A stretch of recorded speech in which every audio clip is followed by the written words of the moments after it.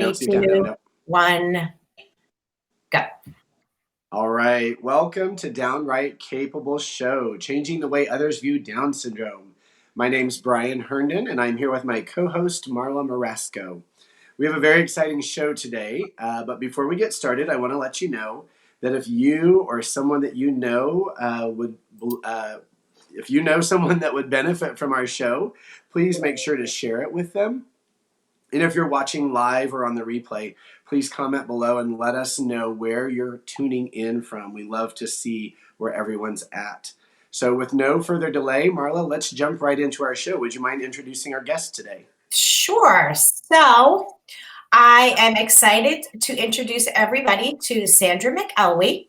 I have known Sandra well over 5 years, right, Sandra? Way back when we met at the National Down Syndrome Congress in Indiana.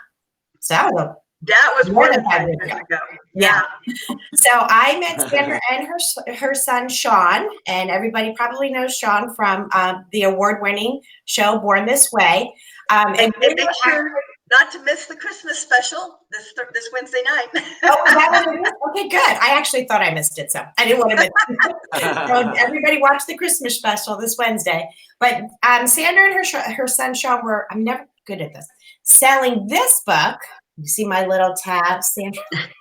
And that's actually how we met. And we have been in contact throughout the last several years. I've gone to her for many questions. She's kind of my go-to person. But again, Sandra is a wealth of knowledge to a lot of us parents in the Down syndrome community. So without further ado, I want to introduce her. But what we're going to be talking today about is how Sandra helped Sean, I don't want to say create, but help him with creating friendships in school, whether that was middle school or high school. I know she was an integral part in helping him form those relationships. So Sandra, I'm so excited to have you here. Do you want to just introduce yourself? I know I missed a lot, but I'll give you a minute to share with all of us. Well, my title is Chief Dream Facilitator. So Sean tells me his dreams, I help him achieve them. Yeah, for sure. And you know, I've written 3 books about Sean. One was the one you just showed, Who's the Slow Learner? A Chronicle of Inclusion and Exclusion. And I can assure you, Sean was never the slow learner. And it's everybody around him. I always told his teachers, you just have to be smarter than he is. And you know, it took him a while to get it, but yeah, you just have to be smarter than him. And then the next one was Who's the Slow Learner? Adventures in Independence. And that was everything that happened after school hours. And then transitioned to dating and courtship with an extra chromosome. That's so cute. I like that. That's good. And his transition program and everything that happened, you know, sports, all that stuff. Funny stories, because there's a million of funny stories. I need to get those 2 books too. I'm kind of right there. So, and then I helped Sean start his t-shirt business, Shawnee's, that he keeps coming up with ideas. He's got 130 designs and 48 waiting to afford to pay the graphic artist to design. Well, and we can model our shirts I was going to say, we have our lovely shirts. I'm not a good Vanna White girl here. I have the white. He's got more creativity. Somebody told me one day, you should do a t-shirt company and call it Mommy's. And I went, oh, that's a great idea. Yeah. Can I think of one design? No. I can do the business side. I can help him with a website. Right. I'm not creative at all. So. Well, thank God he is, right? Thank God he's creative. Yeah, absolutely. Well, I thought he did a great job with our shirts. I thought he did a wonderful job. So, I think he did too. Yeah. Well, Sandra, let's get started here. Let's take us back in time a little bit. Talk to us a little bit about how Sean was during his elementary and middle school years and how you began to realize that developing friendships would be important as he entered high school. So in elementary school, we had the fun house. We had all the fun toys. We had the trampoline, the basketball goal, and we made sure and invited friends over. I mean, we had 24 kids on our cul-de-sacs. We kind of had a built-in playground. But I always made sure any of the kids at school that really liked Sean, we invited them over. And then we had these monster birthday parties with 40 kids. I mean, we just invited everyone. Everybody. And so, and then when video games came out, when he was a little older, there was always that, do we do the video game? But you know what? Socially, that's what boys do. Right. As they, hit their puberty and teen years. And honestly, that made a big difference because Sean had the cool games and his friends could come over and he learned how to play them and was competitive. I mean, I could tell you stories about how he would beat adults, in his video games, but that's off the track. So we did that. In elementary school, honestly, I only had about 3 friends that would invite Sean to their house. And I was very involved with PTA, so I got to know the other moms. And there were 2 boys. One boy starting from kindergarten that was just a doll, and he was the whole reason Sean would finally sit still for a haircut. Because he got a buzz in kindergarten and Sean came home, hair like Jeffrey. Yes. And at the time he would never sit still for clippers. That was like, I said, you're not My getting a buzz. son hates the clippers. He hates yeah. And he kept going on and on. I go, okay, you sit in the chair by yourself, because up to that point we had to hold him down for just a scissor haircut. I said, you sit in the chair by yourself. The minute your hands come out from under the smock, it's over, even if you have 1 stripe down the side of your head. And for days I drilled him and said, that's it, we're going to go Saturday. Anyway, so he sat there. Oh, you can just tell it was torture, but he wanted that haircut. Peer pressure. It's just peer pressure. Yeah. Positive peer pressure. Exactly. So we took the boys, these 2 boys with us, places that we went. And then as school went on, there ended up about 3 or 4 boys that he really, clicked with. Junior high was hell. That was the part of the chronicle of exclusion. And it was more because the teachers were just assholes. And and I mean, that was horrible. The kids were great though. The kids called me, hi, Mrs. McElwee. They keep putting Sean in the back of the room. I know he can't hear back there, and we wanted him in our group, and they put him in with the aide in the back of the room. And I mean, it was oh my gosh, because that was his peers, from elementary school who had were sticking up for him. Well, he went to the dances, but nobody did dates then. He just went. Sure. They ended up. We skipped 8th grade. So middle school intermediate school here is 7th and 8th only. Mm-hmm. We skipped 8th grade because I didn't think he would ever recover from the rejection from the teachers and the teachers' bad behavior. And so we went on to high school. Well, guess what? All of his friends are still in the junior high. Yeah. So he's in high school, and he knows some people because they're brothers or sisters, but he really doesn't have any friends. Right. So he started doing attention-seeking things. At lunch, he would grab someone's hat and run away, or throw their water bottle, just do crazy things. And that was when cameras on phones first started happening. Take pictures of the girls. They didn't want to take pictures of him, and so he got in trouble for that. So they, I'm having all these behavior meetings, and I said, look, the behavior will go away once he has a sense of belonging and belongs to a group. I said, so we need a club, we need a sport. I had tried already to get him an assistant on football teams, because haven't we all seen all of those articles every year of the football team assistant? But no, not our school. He was a pioneer in inclusion, so he was the first person with a disability that wasn't holed away in the segregated special day class, staying in his own little world and on campus and everything else. So the school psychologist went to all the coaches and said, who wants to have this guy as a support person? And the baseball coach stepped up. Awesome. You just need one person, right? Just one Only person. one person, just one person. Baseball coach was amazing. Had Sean be the assistant for his team. Yep. And now Sean was sitting with the baseball team at lunch. Whenever there was an assembly, he was sitting with the baseball team. Now he had a group to belong to. Yeah. Awesome. And that was a game changer right there. Yeah. So next year, the baseball coach decided that he didn't really want to mess with it and wasn't going to have Sean. Oh no. And so I'm like, well, you got to find him another team then. So I go to this meeting, not knowing if any coach is going to show up, and there's a baseball coach.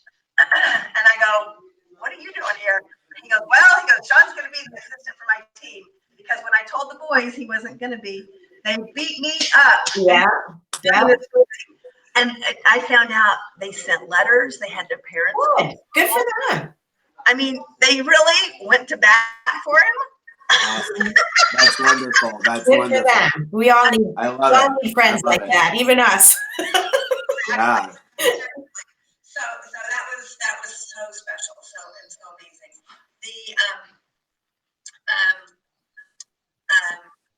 So anyway, that was his typical friends, and of course he had crushes on typical girls. Sure. And there was some really nice girls who took him to the dances and things. I actually had him. He had a lifelong friend with Down syndrome who I arranged for him to take her to the homecoming dance, which didn't really work out. He ditched her for the cheerleaders. Of course. Poor girl. She's like standing there. Ladies, man. We want 3 and 4 people with them. So I didn't do that again. And at that point, he really wasn't that comfortable around people with disabilities, any disabilities. Yeah. He had been fully included. Yep. And didn't know anyone. Yep. Well, our Down Syndrome Association had started teen nights on Friday nights. And they, and so they would, there were probably about 10 teens with Down syndrome from all over the area that would go. And then they had their red carpet ball. He was 15. It was the first time he was old enough to go. And we're driving him to the red carpet ball. And he goes, is everyone there going to have Down syndrome? Well, I was like, well, yeah. probably, yeah. He has a disability. And he goes, oh. I go, what do you mean, oh? He goes, well, I said, he goes, well, my Down syndrome is different than theirs. He is a hoot. He's a riot. He couldn't put it into words. He really couldn't. Right. Yeah. There was a difference in social skills because he had appropriate social skills. Even though he still didn't talk that well, he still had appropriate conversation skills. Right. But a lot of them didn't. And some of them, they just didn't have the give and take, part of the conversation. Right. So, Sandra, can I ask a question then? So it sounds like you kind of were a little bit deliberate with regards to helping him create those relationships at first, but then it sounds like it did become more organic on the kids actually wanting to be friends with him. So I mean, honestly, if he showed up at a football game or a play or any activity, they all, embraced him and had him hang out with them. Sure. Nobody called to pick him up. Right. Yeah. I mean, there was like one girl that took him to a couple of dances. Right. And the kids that were segregated weren't even there. They weren't even at the dances. They weren't. I mean, he knew them from sports and things that he played over the years, but they just weren't there. So I started cultivating friendships with kids with Down syndrome at that point. Yeah. Because the teenagers, they kind of have their own thing. And then I started finding out some of them had blankets in their locker so they could have sex with their girlfriend at school. And and then, my God. Drugs. Brian and I both went. Wow, look what we got looking forward to, Brian. I'm going to homeschool him. One of those 3 boys that he was such good friends with, his mom was like, his girlfriend gave him a blanket for his birthday. And then her son was really close, honest with her. And she's like, why would she give you a blanket? He goes, well, because the one in the locker at school is really dirty. Oh, Why? Oh my boy, I think gosh. we're all learning here, right? Oh, I know. I'm not When ready you for drop this. your kids off for the play or for the basketball game, your See, kid may not actually be going to the basketball game. so, so that brings up a really good point because, I know for us right now, Jacob is, well, he was doing Best Buddies, which I had mentioned to you, and it's a good program if it's done correctly. That's kind of what we talked about, and it really takes the right student leader. Exactly. And the first year we didn't have Best Buddies till Sean was a junior. We brought it into the school. First year the leader was in. The second year, oh my gosh, she changed the world. I mean, she was fabulous, and she went on to Vanderbilt, and she's now a special ed teacher. And before that, she was clueless what she wanted to do with her life. I mean, Best Buddies really, direction. Yeah, it really did. Absolutely. So then with regards to Sean attending these after school programs, the dances and whatnot, I don't know that I could just let Jacob go off to So Sean, did you have to go to school or? Sean didn't do after school. So the baseball team he was the assistant for, he went to the seventh period was practice, and then they continued practice after school. He only went for the seventh period. Okay. He could have stayed longer, but part of the problem, we had an aide for him, and the aide was so the typical teachers and the regular ed teachers wouldn't say, I don't have time. But then everybody thought he had to have an aide with him to do anything, and it wasn't true. Right. The aide was more for the teachers than it was for Sean at that point.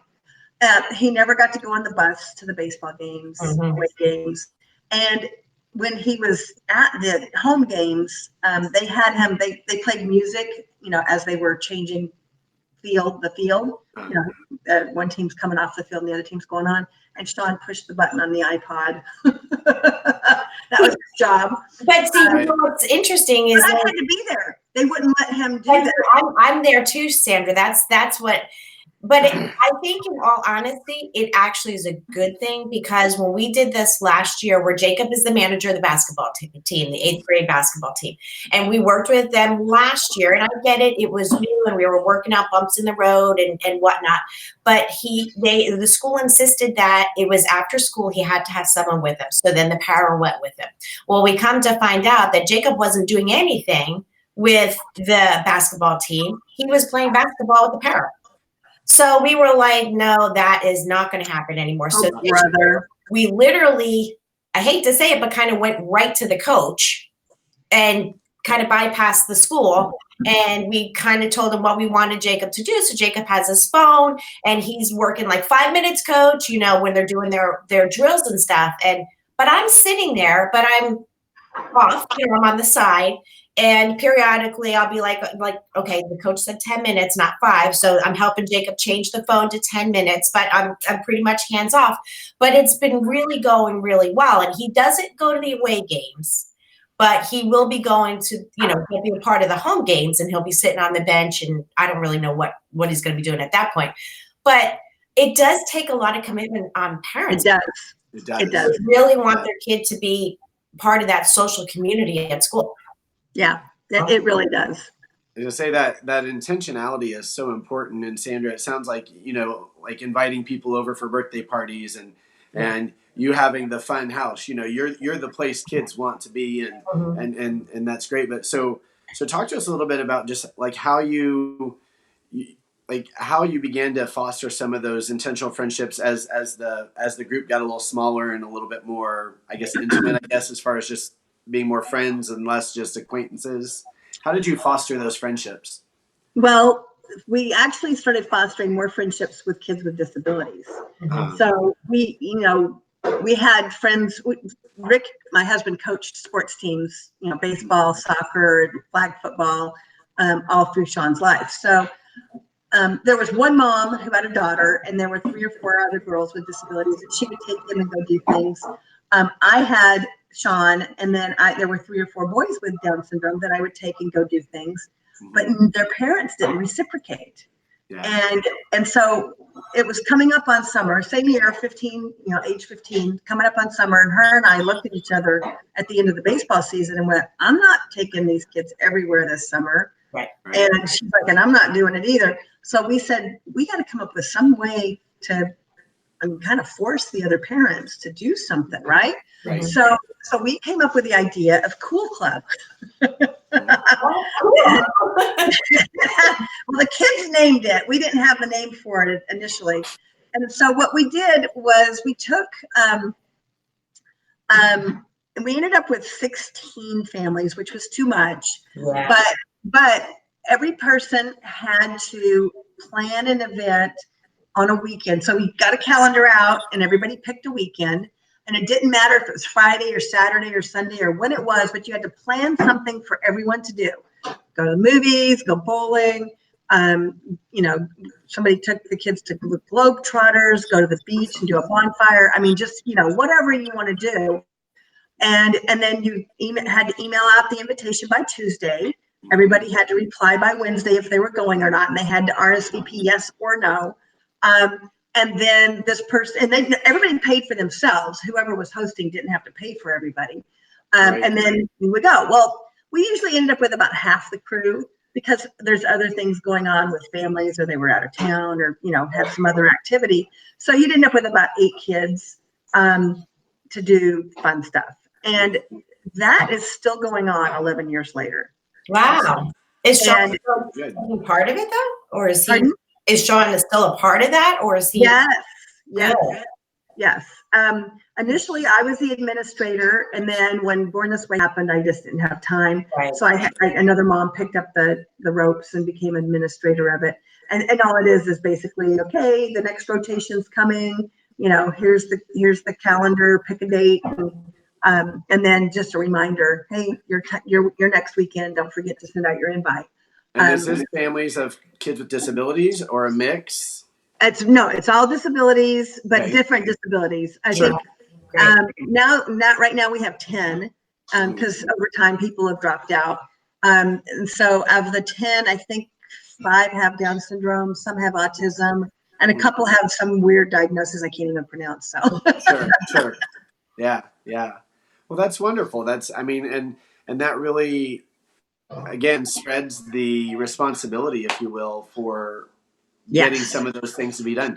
Because and I'm sure Marla can attest to this as well. We try to invite people over, but Nate doesn't get invited over a whole lot. Every now and then he'll get one or something, but it's more us, bringing kids to us, Well, one of the winter formals that Sean was invited to, the parents were invited over to take pictures.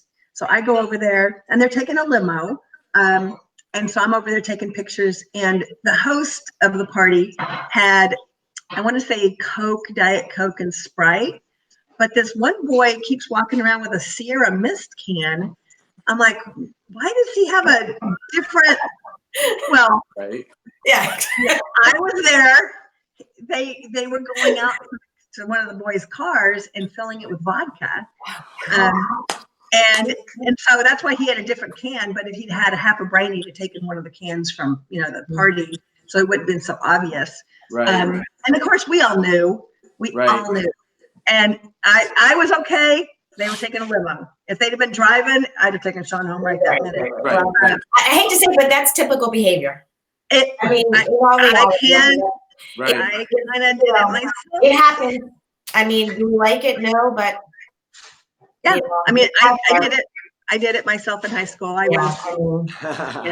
So Sandra, from I guess let's go to like the high school years, because now so Jacob he's going to be going into 8th grade next year, but high school, I mean, I'm with you. Middle school is just, I don't know.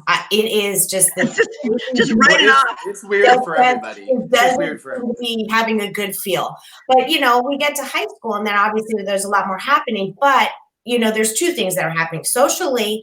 They're almost kind of not even more part of the community because everybody's doing their own things now.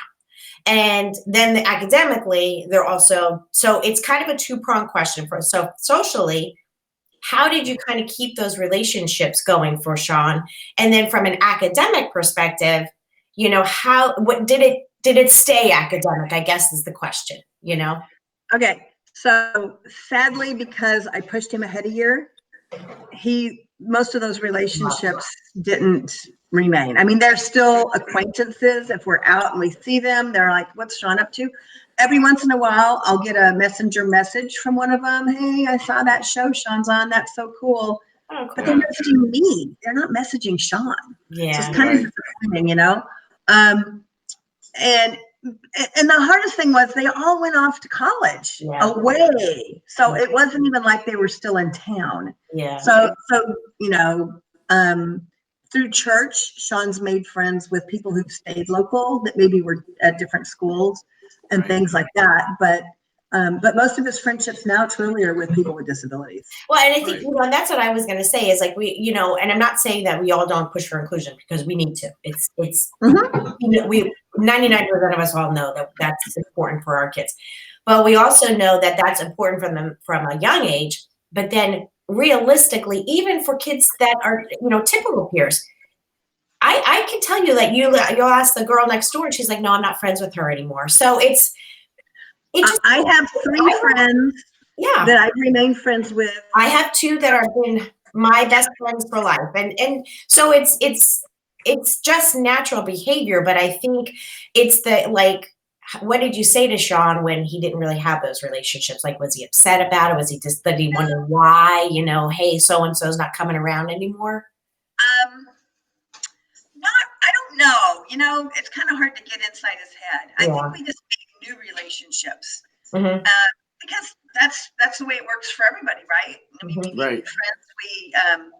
We go go into new groups. When I joined the PTA, I was friends with those moms, and just love them to death. If we see each other, we pick right up like we haven't seen each other in forever, and we live like 5 miles from each other, but we don't see each other that much. I mean, it's just what you have in common. Sean, in his jobs, had better relationships with his coworkers than with anything else really. So for academics, to answer your academic question, when he was in high school, he was in moderate. I don't know if they call them that anymore. So I went and toured the school. It's what we would call it. I went toured the school and they changed classes. It was English, math, science, and social studies, or history, or geography. Each year that class changed. And they were, they changed classes. Everyone in the class had an IEP, but when you looked at the class, you saw cheerleaders, you saw football players. But they might not have a good grasp on reading. Maybe they were dyslexic. I don't know, because it was all confidential what their diagnosis Right. Maybe they just had tough family lives and they had a hard time learning. Who knows? And so the classes were 12 to 15, but they were still the same curriculum that the general ed kids were doing. But for example, algebra, instead of being a 1-year class, was a 2-year class. Okay. So they just took it slower. And so those were the classes I put Sean in. There was still the segregated special day class that, took the bus off campus every day and did life skills stuff. Cooked, which when I looked at the list of things they cooked, there was nothing healthy on the list. Like grilled cheese sandwiches and So anyway, that was now. But when he was a junior, I did have him go with that class. They had work experience every day, which turned out to be third period. And so right across the street from the school, there was the shopping center, and they'd go over there to TJ Maxx and straighten up things. They would go to CVS pharmacy and do go backs. There was a bagel shop they would go in and clean. Is that loud in the background for you guys by any chance? Should I move? Okay. That's my dog barking. I say No, it's okay. fine. Yeah, it's All right. good. So, Nothing I can do about that, right? Yeah, it's a live show. so anyway, so that was, so we did kind of, have him with that class for that. And then sometimes he would do the community-based instructions on Fridays. I left that up to him as a junior and a senior. Did he want to go with them, and they'd get on the bus, they'd go have lunch or go to a movie or do something. But the thing was, they did it on Friday, and that's when the pep rallies were. Of course, so Right. he wasn't part of the community again. It's like, why So you are take all the taking- kids with disabilities and you Exactly, remove them from away. the school culture. I know. It's like, Why not do that on Monday? Thank you. Yes.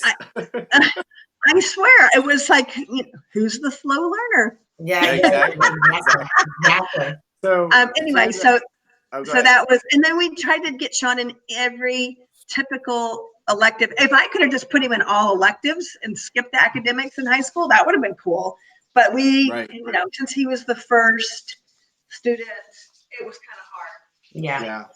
Which is So talk about a little bit. So what I'm hearing, we're all pro inclusion. We want our kids included.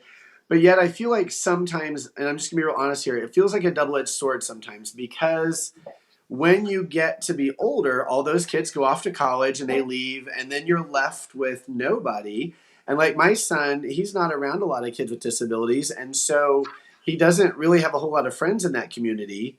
But yet that community becomes almost kind of your community when you grow up. Right. And so is there a double-edged sword in the sense that, like, if we push for full inclusion all the time, they don't get the opportunity to be around people who also have disabilities if that exists in a separate world. But on the other hand, the people who don't have disabilities, if they're not around disability, then they're very uncomfortable with it, and they never feel like they can be around people. So it's just this, You're right, it's like I'm thinking of my son at 25, and I go, yeah, he's probably going to have a couple of friends, I hope, that are kind of lifelong friends, but, will he? If I don't know. So, I mean, one of those boys that Sean grew up with, yeah, I'm not going to tell that story. Anyway, so it's true. I mean, but that's where you start fostering friendships with the kids with disabilities. I mean, and unfortunately, the kids with disabilities, they're not going to drive, they're not going to call.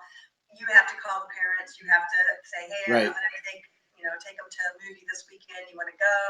Or do they want to go and go pick them up and start a cool club? Yeah. Honestly, yeah. Well, I know we have lunch buddies at our school, and I've asked about that, because my concern, because again, to Brian's point, pushing for inclusion, and then you come to find out lunch buddies is just with, the learning resource room peers. Yeah. And you're like, okay, well, I mean, the hard thing is, if everyone was included, then there would be a couple of kids with disabilities in your kids' class. Right. That's where it really, the perfect world would come in, as if everyone was included. And then, it would be Sean and Sally and Joe, and they would be in the same class, and they may or may not make friends with each other, because just like typical people, we don't always have things in common with people with disabilities too. But they would have their typical peers and their peers with special choices of who they wanted to. Exactly. But what I did find out was that when I did inquire about it, because when I kept asking Jacob, like, so who'd you have lunch with today? And I kept hearing the same voices or the same names. I was like, that wasn't the purpose of lunch buddies. At least that's what they described to me as. And so they're like, oh, no. One day we do this and one day we do that. So what bothers me in a sense from an organic perspective, which we asked, was that I don't know that they're actually helping Jacob understand that he can make friends with other people by his choice. Right. Yeah. It's like, okay, you should go sit over here.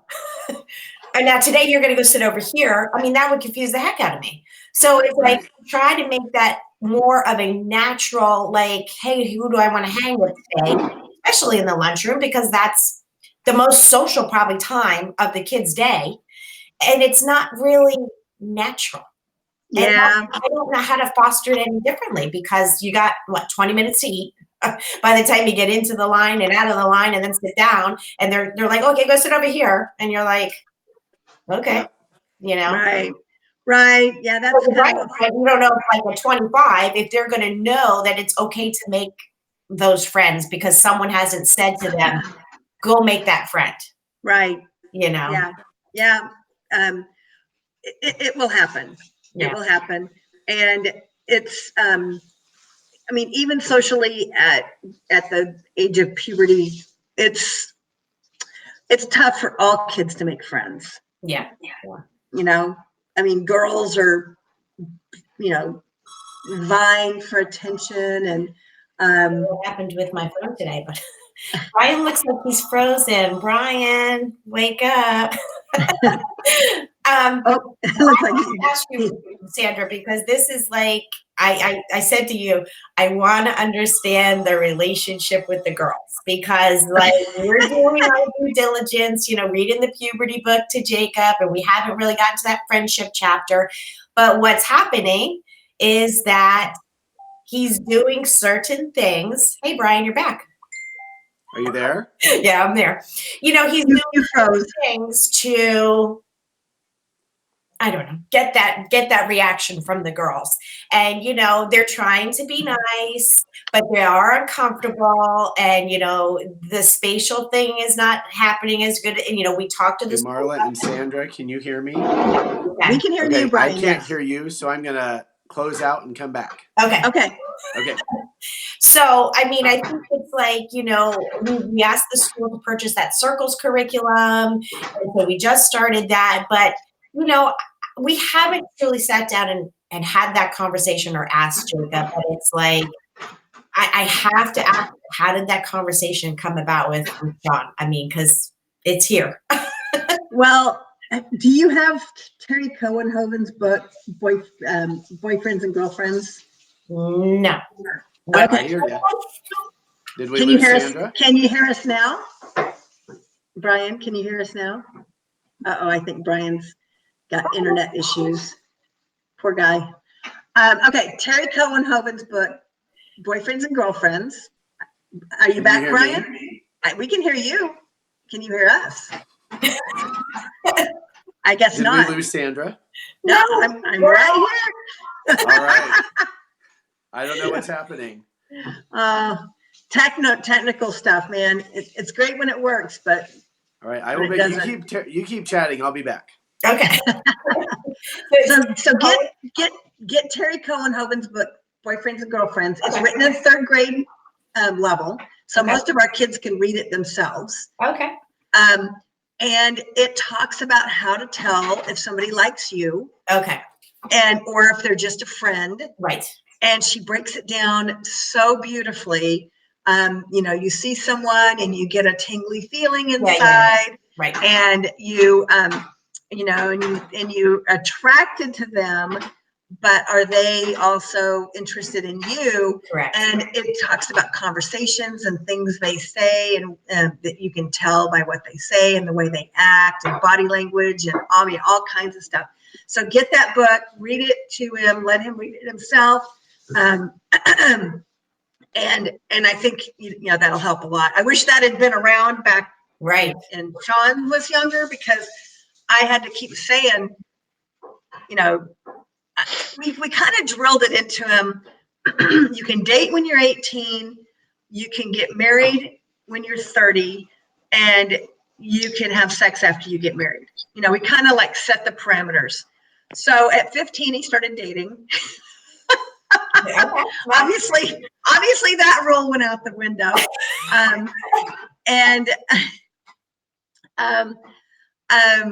But the other rules have stuck, you know, the get married and the, but now he's 26. I mean, it's only 4 years. Wow. I was just asking Brian about, like the girl friends. How do you have that conversation with our kids about, you know, whether girls are actually friends or if they're more than friends? So she mentioned the book Boyfriends and Girlfriends by Terry Cohen. I guess he's He's having difficulty. That's awesome. I will actually get that link for those of you that are watching on the replay. I will get that link and pop it into the comments later after the show, because I did not know about that book, and I actually am going to purchase it, because that is really right where we're at, and I mean, he's 13 going on 14. So, I mean, that's typical, right? So thank you for sharing that resource with us. Yeah. It's been great. Even as Sean is an adult now, it's been really good to help him navigate, boys, and whether somebody he likes, Mm-hmm. and he has his celebrity crushes, Sure. his Megan Trainers and that. But those are easy because you really can't talk to them. Right. When you have a crush on a typical girl and you call her constantly and she has to block your number and things like that, that's a whole different ballgame. Are you back with us, Brian? Can you hear me? Yes. Can you hear us? Okay, I can hear you. I don't know what happened. It froze, and then I couldn't hear you. And so the joys of live Facebook, right? Yeah. So sorry about that. I don't know what happened. It's technology. Yeah. Well, I was just saying that she had mentioned, we were talking about the girlfriend scenario, relationships, and when are they just friends and when are they a little bit more. And she mentioned a book, Boyfriends and Girlfriends by Terry. I can't say the last name. Cohenhoven. Yeah. So I will actually get that link, Brian, for anybody that's watching on the replay, and then pop it in the comments, because I didn't know about that book myself. So. No, well, I know Nate, my son, has a girl in his class that he has decided he's getting married to. And I don't know much about her, but she seems she likes him. I know. I'm like, oh, buddy. So is she a typical girl, or? I think so. Yeah. Yeah. So. Yeah. Sean had a girl, Kimmy. Oh my gosh, Kimmy they had desks together in 6th grade, and she sat next to him in 6th grade, and then in 7th grade she would have lunch with him every single day, and he was so in love with Kimmy. She was the sweetest girl. And then when we moved on to high school, I don't know whatever happened to her, because if she ended up at our high school, I never saw her again. But So can I ask a question? Because I'm just kind of thinking about, my son's day and some of the things, I don't want to say some of the issues that he's running into with regard to these conversations we're having about girls and whatnot. And, we had a situation where, he got too handsy with the girl. And she didn't know how to say. Go ahead. That goes back to basic privacy. Yeah. So we got to talk about privacy. And I also learned this from Terry Cohenhoven. Sometimes we have to help our kids in the bathroom with bathing and toiletring. Focus on independence. Yes. If you're in the bathroom, this is your private time. Right. When they start touching themselves, this is your private time in your bedroom only in your bedroom, your bathroom, not a bathroom, because then they end up in the public bathroom. Right. And so that's privacy. And then you talk about private body parts. And in Terry's Boyfriends and Girlfriends book, it actually shows parts. Yeah. And you talk about, if there's underwear there, or if there's a swimsuit there, that's a private body part. Yep. So if they're wearing a bikini, the top and the bottom, you don't touch there. Right. And actually, you don't touch anyone anyway. I mean, that's, so you just have to, it's all about privacy. And sometimes I would have to pretend like I was touching Sean and have him go, "Ew, Mom." Yeah. And I go, "Yeah, it should be ew for anybody to touch you." Well, role playing, right? Right. Yeah. Yeah. Yeah. I think that because I think it's just, we're at that point where. Well, and they don't have the boundaries now. There's also the girls who flirt and give the signals that let's get it up. And it's like we tell them no, but they're like, "Oh, hey," and they want to give hugs, and it's like we just said don't touch, don't hug. And now someone's hugging you, right? Yeah. So it's so confusing, It is. It's very confusing. It's But yeah, the touching part, you don't want him to get a sexual harassment thing. That's just, I know. I know. And tell him about it. Tell him Right. about sexual harassment and Yeah. talk about, police get involved. And I mean, just sometimes we have to take things to the nth degree with our Right. kids to, yeah. Scared straight. You do. Yeah. Just because I let mean, them understand.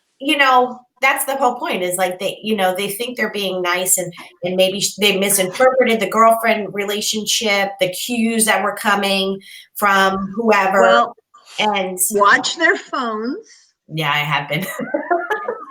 Because YouTube, is on their phones and if they can spell sex, they can Google it. Yeah. And I'll never forget, Sean was probably 17. I was saying goodnight and he goes, "Don't look at my phone." He's okay. Being real, Mom. Okay. So as soon as he was asleep, what did I do? I looked at his phone and, it was YouTube video of two girls kissing on the beach and, in their underwear. And so it was like, oh boy. Yeah. So. Yeah. Interesting. Well, I don't know what I missed out on, but I know we're probably getting close to wrapping it up here. So, Sandra, is there any parting words of advice that you can give to parents as they're navigating this world of middle school, high school, and then beyond, and friendships and things like relationships? That? Yeah, relationships. I'll pray for you. Thank you. Thank you. Yes. Speed dial. Yes. All the help we can get. I mean, you just can't be in their heads and the creative things they come up with. I get a call one day from when Sean was a junior in high school. They were allowed to go off campus for lunch as a junior and senior. And there was a McDonald's across the street. And I get a call from his fifth period teacher. Somehow Sean has a credit card. He went to McDonald's and bought $60 worth of cheeseburgers. And he's feeding the whole class. Yeah, well, it was his ATM card, but I kept it in my purse because I didn't want some drug dealer shaking him down for the $25 in his account. And so, of course, it was overdraft. But he did that to impress a girl. Right. Hey, I can buy her love, right? I can buy her love with feed the whole class cheeseburgers.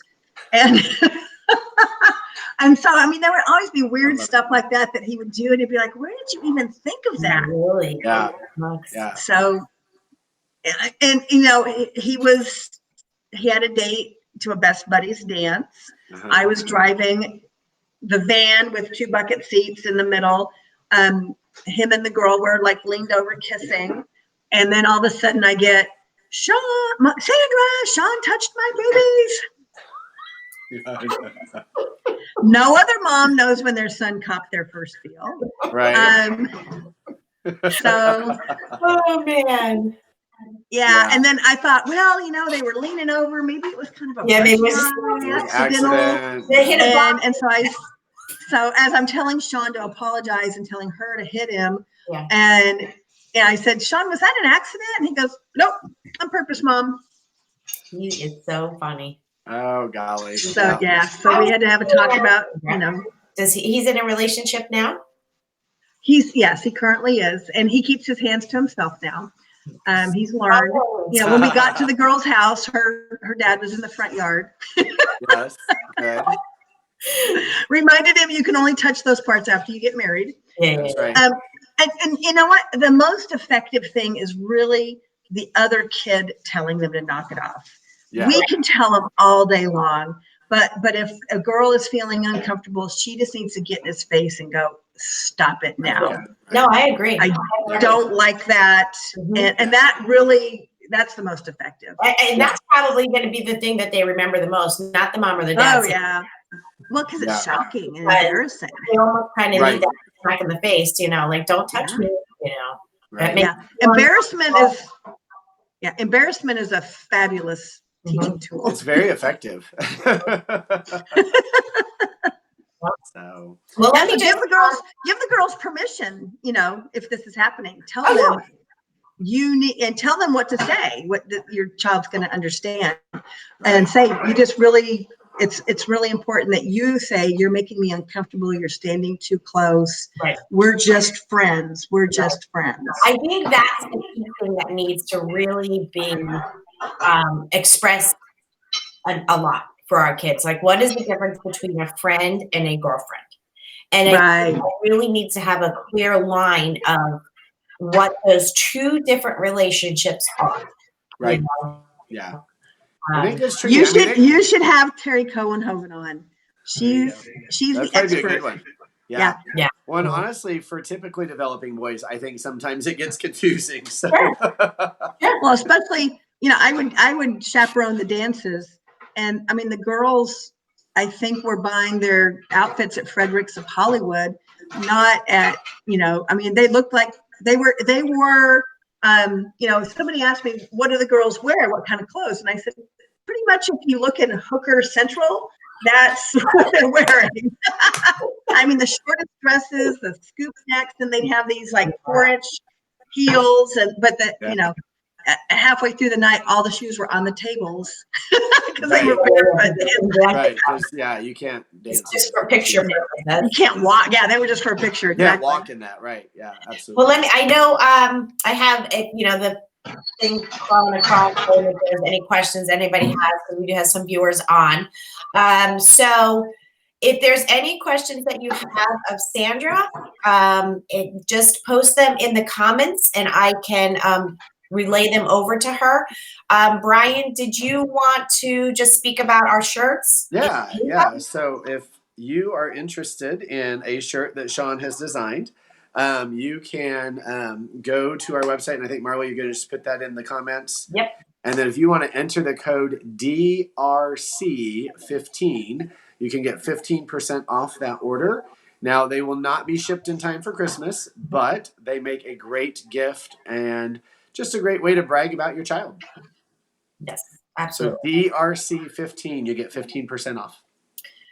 All right. Well, Sandra, I'm actually going to look up your 3 books, right? Is 3 books you mentioned? Well, one is a children's book. Yes, so actually. Who's the Slow Learner? A Chronicle of Inclusion and Exclusion. Then the sequel, Who's the Slow Learner? Adventures in Independence. Yeah. Okay. And then the children's book is My Name is Sean and I Have Something to Share. Yeah. That one I encourage people to use as a template to make their own book, introducing their kids to their typical peers. Yeah. I have that too. I should have had to grab that off the shelf. But anyway, so everybody knows Sandra McElwee. I'm sure she's in a lot of our support groups. She, like I said, she's been so helpful and wealth of knowledge for all of us. And I'm so glad that we were able to finish this year off with her. And Sandra, have a wonderful holiday. Thank you so much for being here. I really appreciate it. Thank you so much. And hello. We love our shirts. Thank you, Sean. Yes, have a wonderful holiday, Sandra. Yeah. You too. Thanks so much. Thank you. Yeah. Bye-bye. All right. Right. Well, aside from a few technical difficulties. In and out. What's that? Sorry, you went in and out and in and out. I know. I don't know what happened. It just froze and quit working. So anyway, well, that wraps up 2019. Yes, it does. We're hitting a new decade now. I know. And we'll have new shows starting back in January. So you'll want to tune in, and we'll make sure to get that information out. I know. I can't remember who's up next, but I know we have an attorney coming on in the next month or two. Mm-hmm. And you'll want to be tuning in for that, because he'll be able to answer all your questions about what happens when maybe the IEP season doesn't go so well. Right. And we've all been down that road before. Hopefully not as far as an attorney, but we've all had IEP meetings that didn't go so well. And so hopefully he can answer some of those questions. I know we have other guests coming on as well. Mm-hmm. So it'll be a good second half to our second season. Right. And if you have any topics that you'd like us to talk about, we don't always have guests on our show. So if there's any specific topics that you guys want us to speak about, just make sure you're following the Facebook page. We do have an Instagram account, Downright Capable, as well. I could put that link in the comments as well. But just let us know if there's something in particular that you would like to hear about. Hopefully we can help have a show about it. If we can't particularly speak about it, I'm sure we can find somebody that can help us. But anyway, happy holidays to everyone. I really hope that everybody takes some time off over the next couple weeks. I know this is the last week for our school. I don't know, Brian, are you? Ours as well. Yep. Yeah. This is for me. It's finals week at the university, and at the schools, it's the last week for school. Right. So, again, thank you for everybody who did join in, for everybody that's watching on the replay. Thank you again. And if there are any questions, you can still ask. Just leave it in the comments and we can get them back to Sandra. And so again, happy holidays, and we'll see everybody in 2020. All right. Happy holidays, everyone. Take care. Thanks. All right. Bye, Marla. Bye-bye.